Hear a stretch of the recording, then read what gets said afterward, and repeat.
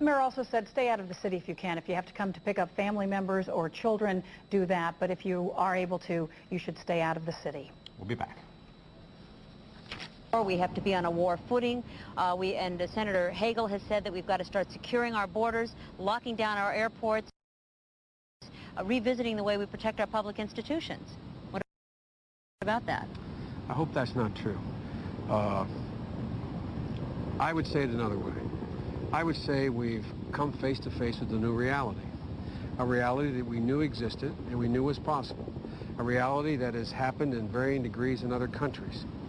But if, in fact, in order to respond to that reality, we have to alter our civil liberties, change the way we function, then we have truly lost the war.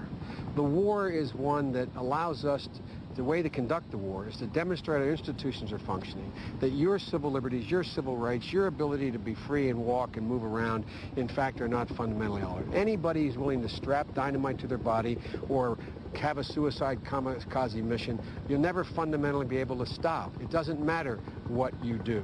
There are a lot of things we can do, though, to diminish significantly the possibility of this happening again without changing our character as a nation.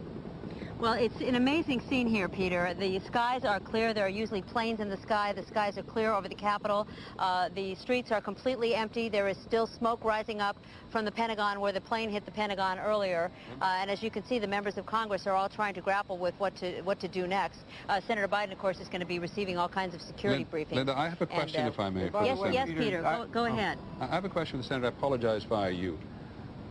The Senator is the chairman of the Senate Intelligence Committee, so he is party to all of the information in the intelligence community. Was the intelligence community so taken up with the idea of chemical and biological warfare against the United States that they didn't pay enough attention to this possibility? Well, they clearly understood this was a possibility. The problem has been we have been focusing, in my view, I don't want to second guess anybody here. Look, the prospect of a chemical, biological, pathogen probability is real.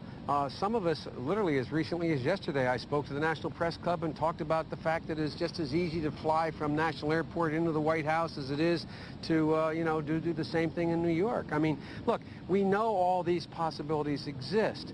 And one of the things we have to do is we have to get our priorities straight in terms of what the real threats are that face us and use the assets we have to begin to deal with those threats. What I don't want everybody to think is this is some worldwide conspiracy where there's tens of thousands of people who are part of this army that attacked us. This is a group of people who are very well organized, obviously are relatively well funded, and we have to figure out how their network has worked, but we have to penetrate it. But we can't, Peter, just say we're going to focus only on this kind of incident and not on chemical and not on biological and not on pathogens, not on anthrax. This, in a sense, is the most god-awful wake-up call we've ever had. Senator, let me to ask how you we have to redirect our resources. Let me ask you one more question, then. I didn't realize you could hear me. At the Pentagon and the State Department, you already hear people doing what they almost always do in an instance like this. This is so sophisticated it must be Osama bin Laden. Maybe so, but is the United States too focused on one man? The tendency in these circumstances is to be too focused on one man, one idea, one prospect. I think that we should be calm. Those of us who hold high public office, just calm down a little bit, collect our thoughts, collect the information, and in a methodical way analyze what we know happened and what we can derive from that. I think it's much too early for us to make those kinds of judgments. The first thing is what the president is doing. He called for calm, he's getting in the airplane, he's coming back to Washington, D.C., and I applaud him for that. And we should be back up and running as quickly as we can.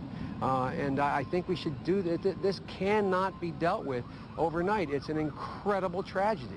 But it's the new threat of the 21st century that we are now facing. And we're going to find a way to deal with it. This nation is too big, too strong, too united, too much a power in terms of our cohesion and our values to let this break us apart. And it won't happen. It won't happen. Many thanks, Senator. And Linda, do you want to add something? Linda Douglas?